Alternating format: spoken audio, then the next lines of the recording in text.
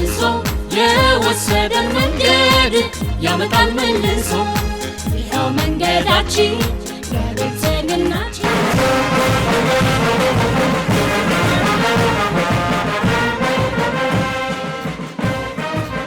ከሁሉ አስቀድሜ የኢትዮጵያ መንገዶች አስተዳደር የተመሰረተበት 75ኛ ዓመት የአልማዝ ኢዮቤልዩ በዓል እንኳን አደረሳችሁ እንኳን አደረሰን ማለት እፈልጋለሁ።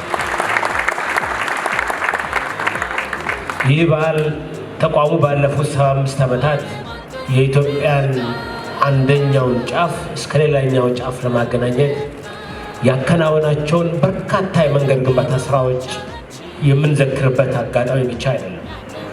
ይልቁንም ሀገራዊ ራዕያችንን ለማድረግና የተጀመሩ የልማት ምዕራፎችን አጠናክረን ለማስቀጠል ቃል የምንገባበት ቀን ነው።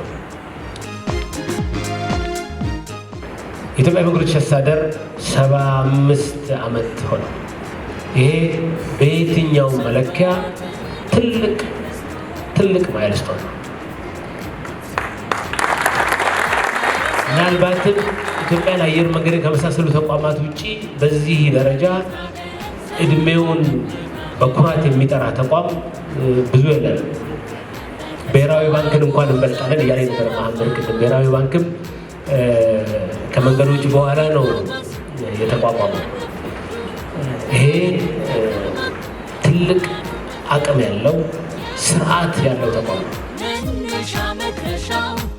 ለመንገዶች አስተዳደርን በቦርድ ሲመራ አንዱ በጣም በኩራት የምናገረው ነገር አሰራር ያለው ተቋማዊ የሆነ ከዘመን ዘመን በእውቀት እየተሸጋገረ ያለ አክሮስ ጄኔሬሽን አቅሙን እየገነባ የመጣ በኩራት የምንጠራው ተቋም ነው።